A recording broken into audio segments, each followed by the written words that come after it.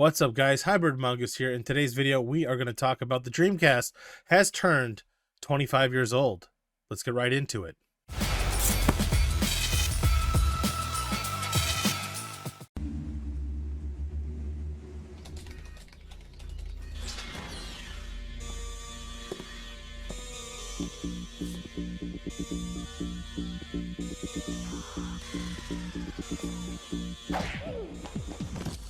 The date was September 9th, 1999. The Dreamcast was released for the United States. That means that the Dreamcast is 25 years old.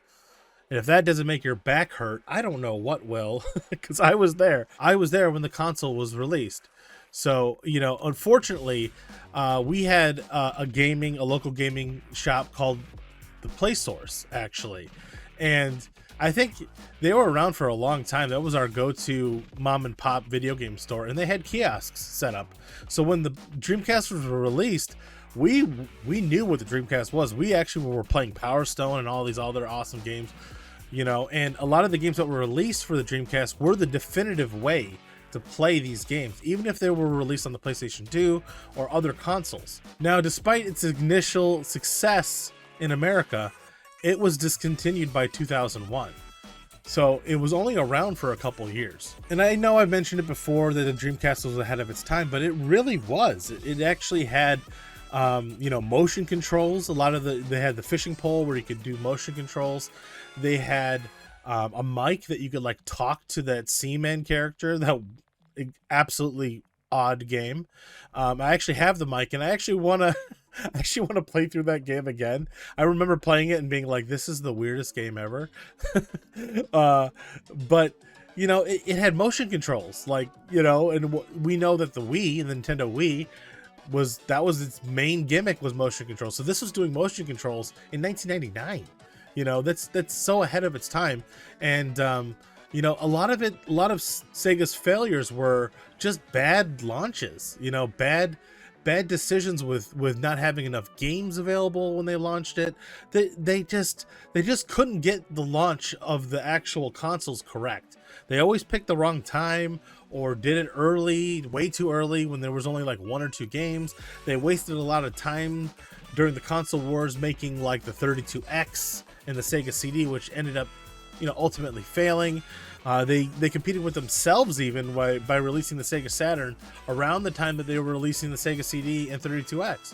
So it was kind of guys, get it together, And I think the Dreamcast was a really good effort for their last console. I mean, like I said, it's an amazing console. It still plays great to this day. And, mine is running like a champ. And I've done a lot of mods to mine. I've put the Noctua fan mod on there, so it's really quiet. I put a GD-EMU in there, so it has a micro SD card, so I can actually play off the micro SD card instead of the discs. I put a new power supply in there, so it runs off a 12-volt USB-C cable. I mean, I've done a lot of mods to mine to make sure it runs really good, and it's super quiet. It runs like a champ, and it just shows the testament to the quality of what the Dreamcast actually is. It's a great, awesome console, and it just works awesome. I was lucky enough to have the Dreamcast in my house because my older brother bought one on release day or around the time that it was being released, and we were playing Power Stone. We were playing Soul Calibur. I remember being blown away by Soul Calibur. I mean, that was such a good game, and we just loved this console. I remember playing it and going man, this game is so good, and this console's so cool. I remember just kind of being wow, this is really cool Sega console right here. And to find out that they were being actually discontinued, it was just what? And it's their marketing. They just did a bad job of releasing consoles. It's just horrible. So coming back again, thinking about, hey, the Dreamcast is turned 25 years old. What are the games that I still love playing today? And that's what I'm going to talk about in this video today, is the games that I still love playing on the Dreamcast.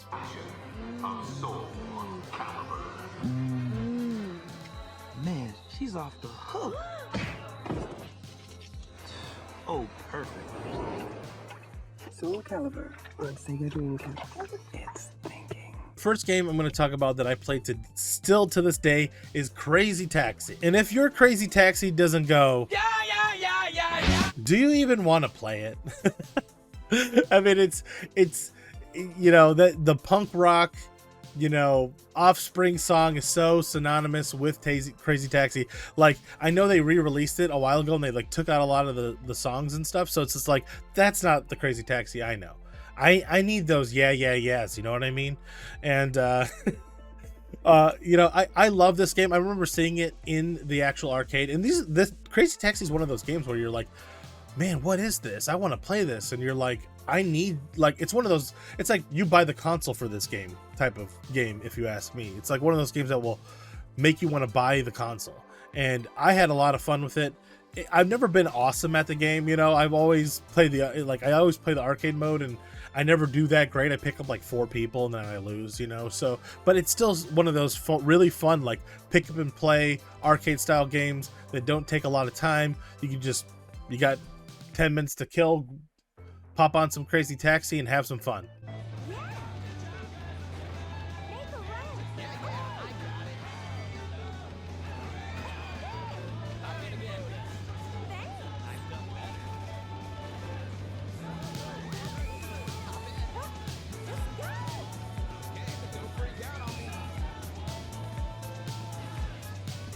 The next game I'm going to talk about is Virtua Tennis. I know, a sports game and a tennis game. If you know, a tennis game of all things. But I'm telling you right now, this tennis game / sports game is one of the most like intuitive games for a sports games I've ever played. Anybody can jump in and play this game. The actual like controls, the way it feels, everything is just so easy to pick up and play. You don't even have to, like, the first time I ever played this game, someone just handed me the controller and I was just like, okay. And right away I was already getting how to play. And you know, there's not many games that you can do that with, especially sports games, you know, like whether it be basketball or football or whatever. But this tennis game, you could just pick up and play, no problem. And I mean, for the time, it was stunning. It was a stunning graphical masterpiece. And, you know, you could play 4 players, you could play 2 players. This was such a fun party game to play with your friends, and took advantage of all those 4 controller, you know, ports on the front of the Dreamcast. This was one of those games that, you know, I think it was sold out for a while when it first came out too, which is hilarious because it's like, you would never think a tennis game would make that much of an impact, but it was. This game is not like your normal tennis game. This game is up there. You know, it is a very, very good sports game, and I keep coming back to it again, even though I'm not that great. I can only get past the first couple guys when playing the arcade mode, but I still love it. 14-15.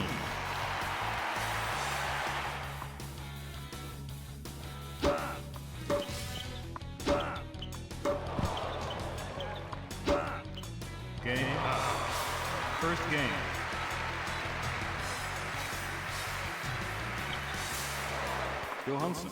So the next game I'm going to talk about is Capcom versus SNK 2.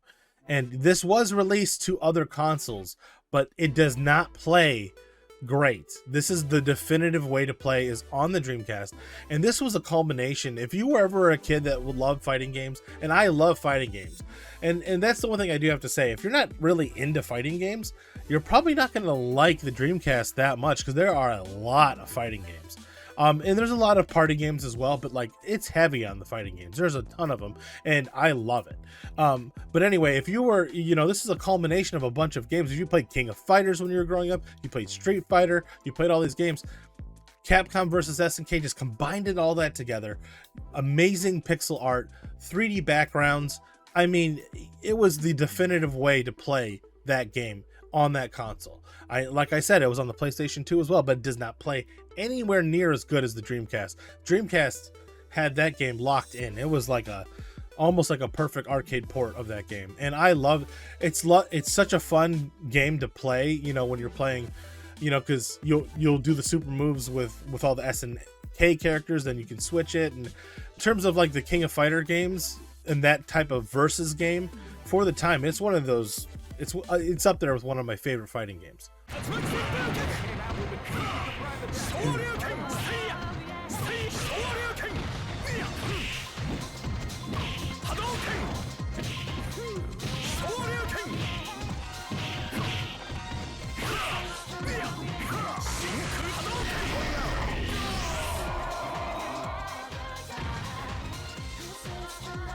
And I know I was heavy on the fighting games, and I'm mentioning another one, and that is Soul Calibur. I mentioned it briefly in the beginning, but Soul Calibur was amazing. The first one was amazing on the Dreamcast. It blew everybody away. But man, Soul Calibur was amazing. I did a short video on this, but Soul Calibur is the only game where I was able to go to the arcade and actually like rule the arcade. You know, back in the day, if you wanted to play a fighting game, especially, you put your quarters up there on the thing to like get next spot, and as long as you kept winning, you just kept playing because people kept putting in quarters to try to beat you. I sat there at the arcade for like 2 to 3 hours on Soul Calibur, and no one could beat me. It got to the point where literally people gave up and left, and that was such a cool feeling. Like, I've never had that before or since. But it was because of the Dreamcast. I played Soul Calibur on the Dreamcast. I knew how to play, so when it came to the arcade, I was just wrecking everybody. And like I said, I've never been able to do that again. It is the definitive way to play Soul Calibur. Highly recommended. Amazing game.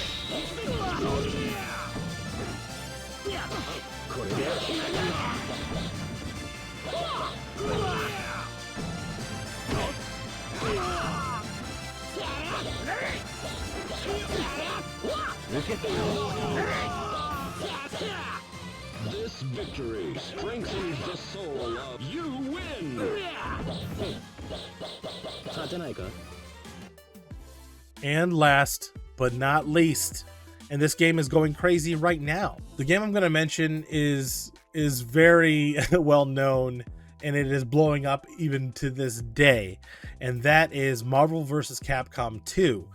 Now, I purchased Marvel vs. Capcom 2 Fighting Collection, which has all these games, and now a lot of people are playing, you know, Marvel vs. Capcom 2 online, and I bought the physical copy of it on the Switch. Well, the physical copy does not come out until November 22nd.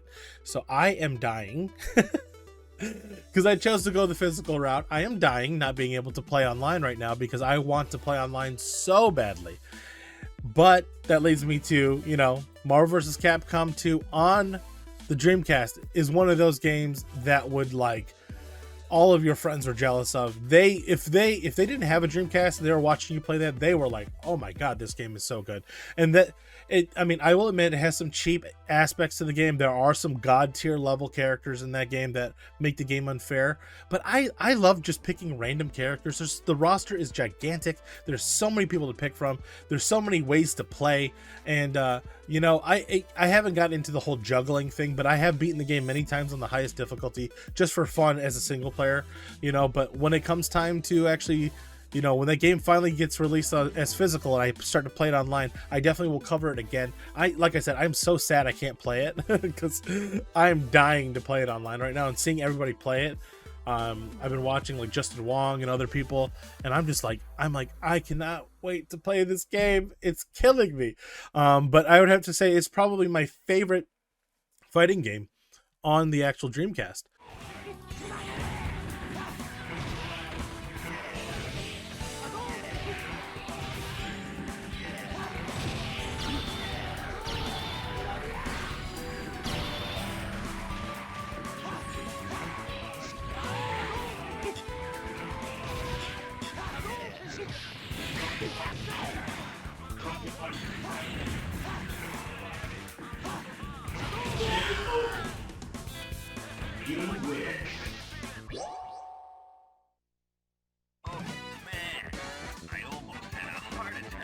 Yeah, that's gonna be the last. It's gonna be the last game I talk about, and there's so many more good games. Like honorable mentions are, like, you know, Project Justice, another really good fighting game. Power Stone 1 and 2, you know, like 4-player 3D fighting game. I mean, like these games were way ahead of their time. House of the Dead, Typing of the Dead, you know, where you type instead of shoot the screen. You know, like it's the Dreamcast has a bunch of good games. You know, they have you know, Jet Set Radio, a unique skating game, you know, rollerblading game. Like there's a ton of good games on this console, and you know, there's something for everybody, really. And the one thing that, you know, stands out more than anything is just like how good the graphics. I know you're watching this now, and like how smooth and good the graphics look, even from back then. You're talking 25 years ago, you know. Like 25 years ago, this was the top dog in terms of graphics, if you ask me, during that time. But anyway, guys, what do you guys think below? What do you think of my list? Again, there's a lot of good games that I left out. These are just the top ones I go to. And then because I love fighting games, I do gravitate towards them more, I will admit. But anyway, guys, leave it in the comments down below. What's your favorite or favorites in terms of the Dreamcast games? Subscribe if you haven't already, and I'll see you guys in the next one. Later.